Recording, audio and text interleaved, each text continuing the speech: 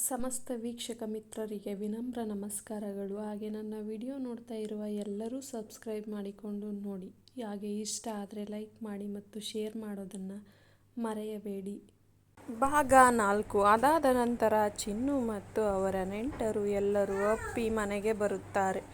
ಬಂದವರನ್ನು ಬಾಗಿಲಲ್ಲೇ ಸ್ವಾಗತಿಸಿ ಎಲ್ಲರೂ ಒಳಗೆ ಬರುತ್ತಾರೆ. ಆದರೆ ಚಿನ್ನು ಮತ್ತು ಅವರ ಫ್ರೆಂಡ್ ಹೊರಗಡೆ ಇರುವ ರೂಮಿನಲ್ಲೇ ಕೂರುತ್ತಾರೆ. ನಂತರ ಅಪ್ಪಿಯನ್ನು ರೆಡಿ ಮಾಡಿ ಶಾಸ್ತ್ರಕ್ಕೆ ಕೂರಿಸಿ ಶಾಸ್ತ್ರ ಶುರು ಮಾಡಿ ಚಿನ್ನುವಿನ ನೆಂಟರು ಅಪ್ಪಿಗೆ ಅರಿಶಿನ ಕುಂಕುಮ ಇಟ್ಟು ಅಕ್ಷತೆ ಹಾಕಿ ಸೀರೆ ಕೊಟ್ಟರು.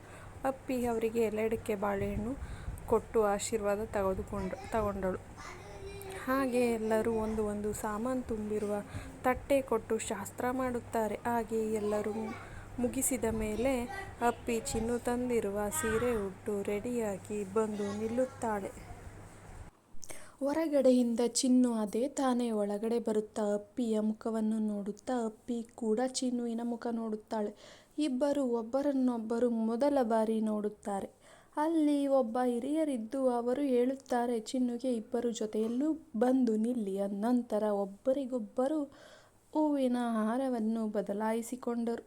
ನಂತರ ಅಪ್ಪಿಯ ಹಣೆಗೆ ಚಿನ್ನು ಕುಂಕುಮವನ್ನಿಟ್ಟು ಕೆನ್ನೆಗೆ ಅರಿಶಿನವನ್ನು ಹಚ್ಚಿ ಜಡೆಗೆ ಹೂವನ್ನು ಮುಡಿಸುತ್ತಾ ಇಬ್ಬರು ಉಂಗುರವನ್ನು ಬದಲಾಯಿಸಿಕೊಂಡು ಚಿನ್ನು ಅಪ್ಪಿಗೆ ಸ್ವೀಟ್ ತಿನ್ನಿಸಿ ಅಪ್ಪಿ ಚಿನ್ನುಗೆ ಸ್ವೀಟ್ ತಿನ್ನಿಸುತ್ತಾಳೆ.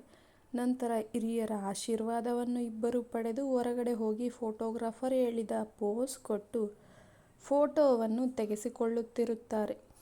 ಇತ್ತ ಬಂದಿರುವಂತಹ ಜನರೆಲ್ಲರೂ ಊಟಕ್ಕೆ ಕೂರುತ್ತಾರೆ. ಫೋಟೋಗ್ರಾಫರ್ ಫೋಟೋ ತೆಗೆಯುತ್ತಾ ಅಪ್ಪಿಯ ಭುಜದ ಮೇಲೆ ಚಿನ್ನುವನ್ನು ಕೈ ಇಡಲು ಹೇಳುತ್ತಾನೆ. ಆಗ ಅಪ್ಪಿಗೆ ಇರಿಸು ಮುರಿಸುಂಟಾಗುತ್ತದೆ.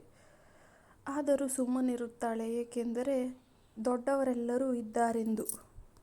ಹಾಗೆ ಇಷ್ಟೊತ್ತು ನನ್ನ ವಿಡಿಯೋ ನೋಡಿದಂತಹ ಎಲ್ಲರಿಗೂ ಧನ್ಯವಾದಗಳು. ಇಷ್ಟೊತ್ತು ನಿಮ್ಮ ಅತ್ಯಮೂಲ್ಯವಾದ ಸಮಯವನ್ನು ನನ್ನ ಧ್ವನಿ ಮತ್ತು ಕತೆಗಾಗಿ ಮೀಸಲಿಟ್ಟಿದ್ದಕ್ಕೆ ಹೃದಯಪೂರ್ವಕ ಧನ್ಯವಾದಗಳು.